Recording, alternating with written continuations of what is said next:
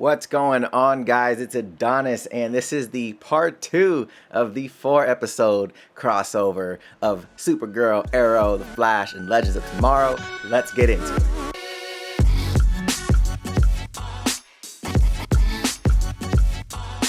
So just a quick recap of what happened last episode. The end of Supergirl, Barry and Cisco come through the portal finally and get Kara to come back to Earth 1. So we're about to start this right now. Let's get into it.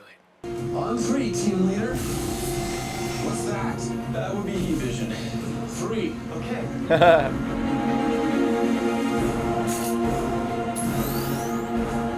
Oh shit.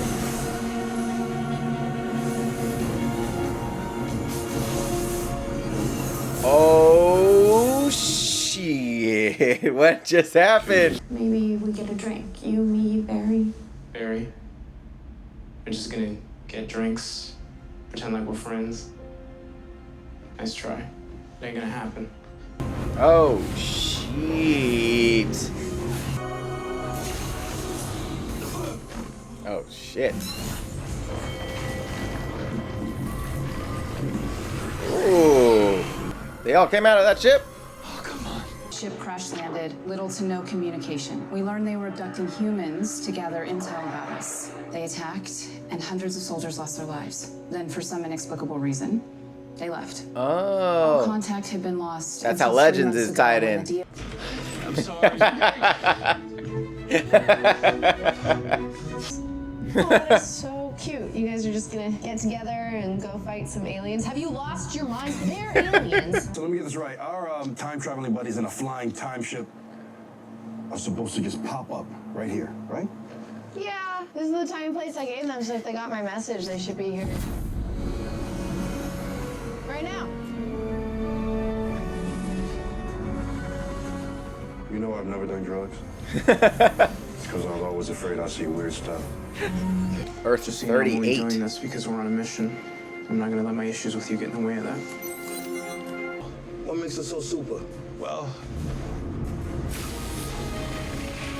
Sick. I'm convinced. Team up. Ever. This shit got me hyped though. Oh, what the fuck?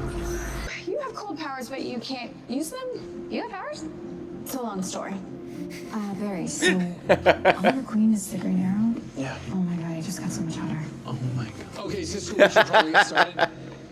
That was so good. Well, I trust Oliver. He's got my vote. Yep. Appreciate that, Cisco, but Barry Damn. put us all together. It should be him. Doing a test run. Let's do a test run. Yeah, let's do a test run. Against Supergirl. Against Supergirl. All right? Test run against Supergirl. Are we just supposed to pretend like we don't hear him? So just, You did a really good job. It's because I didn't hold back. I shot her. You can't hold back either. he did. Shoot. He died a hero. A legend. Huh. Was killed. So there's no amount of feeling bad that could ever make up for that. Roll your ass back. That's why Oliver's the leader, dog. But Barry growing some balls.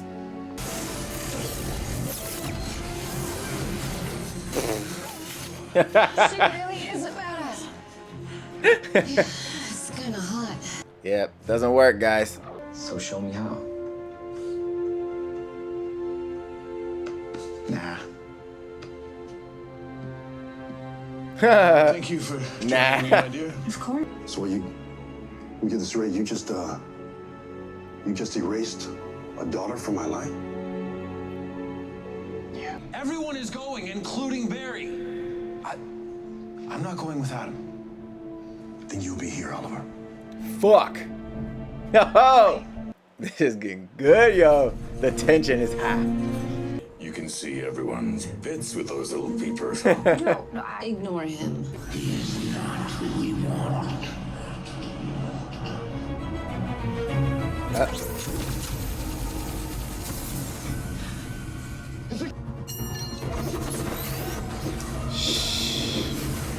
My Canary's a badass, yo.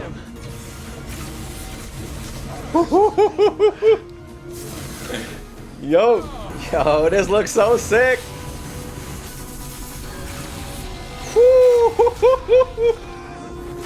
Yo. Yo, Kara's beating ass right now, dog. Let's finally see who's faster. Ooh. Let's go. Ooh. See what I'm saying? And she couldn't catch a fucking rocket yesterday? Bruh. Woo-hoo-hoo. Let's go. It's the first time we seen Sarah fighting Oliver, though. I see you. With the phase, though. Oh. Oh, bruh. Ooh.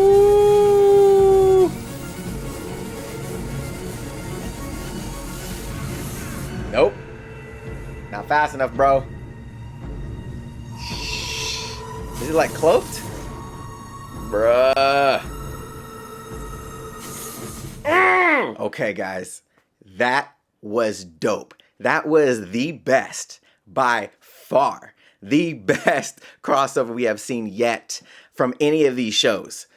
Oh, man. So, one of the great things that they're doing is they're tying in some of these bits and pieces that were kind of Easter eggs for this crossover from the other episodes. And they're now taking effect in this crossover. Some examples. Stein, that lady that was popping up in his head all the time.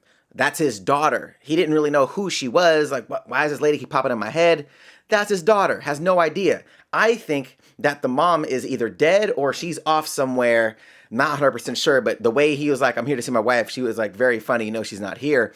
I was just like, uh-oh, what does that mean? Barry's message from the future. Now, he was 40 years in the future saying that, you know, what was going to take place. Now, the biggest question to me is, did Barry leave it in there so they could trust Barry about, you know, or at least confront him about the Flashpoint stuff? Did something go wrong in his timeline? I'm not 100% sure what that means, but that was brought up, obviously, in this crossover, and that took place on Legends as well. And I think also that they didn't really touch on it because they were talking about some of these aberrations that were happening. That actually could be caused by Flashpoint, not to mention the fact that Eobard Thawne is running around wild because he didn't die. Now, you do have Barry and Cisco's kind of feud going on, and it's kind of, you know, going into everybody else. You know, he brings up the whole tape thing, like, you know, after everything you've done, you still think it's okay to hide this stuff from people. Puts everything out there. Diggle finds out he had a daughter and was like, look, man, like, wow, like, this is...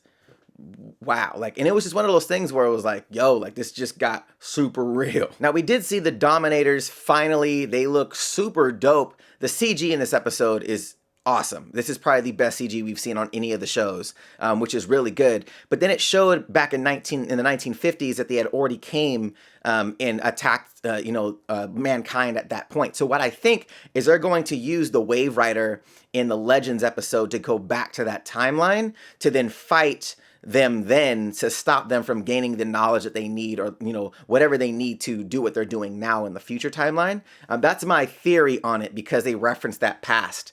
But it's really interesting how all of these things are tying together, and it looks like everything is making sense. Now, one of the best parts for the episode for me anyways, that was story-based, was kind of Oliver opening up to Barry. We all know Oliver's not that guy to just kind of willingly open up and everything, but, you know, he wanted Barry to run this. He wanted to say, look, man, this is, you brought all of us together. I want you to run it.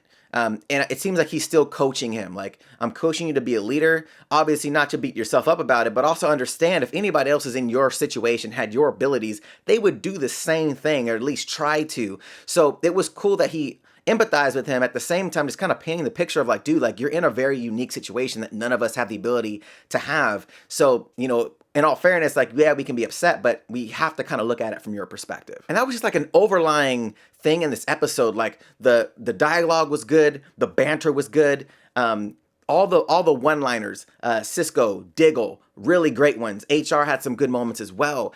It was just so well written. But what takes the cake, and I just have to say it, Kara is bad ass. Super badass. So this is our first time seeing Supergirl with any of our, you know, loved CW superheroes. So it's just really dope to see them all together. But the training sequence, she's just whooping that ass. Like, they just don't stand a chance. You know, when she turns evil and she's fighting with Barry, like, The sequences between her and Barry were so dope. I was just like, this is ridiculous. And it's just showing like how powerful she actually is. And I think that's something that they still have to figure out on Supergirl. And I think on Supergirl too, because a lot of things on that show are based around aliens, that a lot of these aliens have superhuman abilities, far more than just like, you know, somebody that's a meta, but literally superhuman.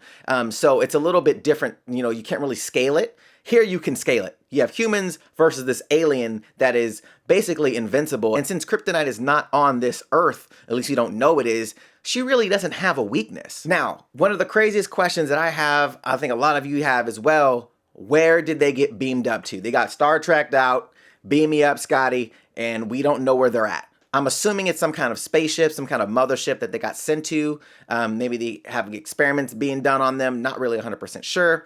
But we still have yet to see the rest of the Legends crew. So we're not really sure how they're going to, you know, be incorporated into this as well. But I cannot wait for Arrow tomorrow to see where this goes. This is so exciting. It's so good. Well, that's going to do it for my reaction and recap of the CW episode 2 of the 4-night crossover. Let me know what your guys' thoughts are on this episode. Were you excited? Are you hype? Do you have any predictions what's going to happen in the future? I would love to know in the comment section down below. If you guys like this video, hit that thumbs up button, show your boy some love, and if you haven't subscribed to the channel yet, you're going to want to do that. Hit that APP logo in the corner to subscribe to the channel, and if you want to check out my episode 1 of the CW recap, reaction, and review, link will be right here. All right, guys, till next time. See you later.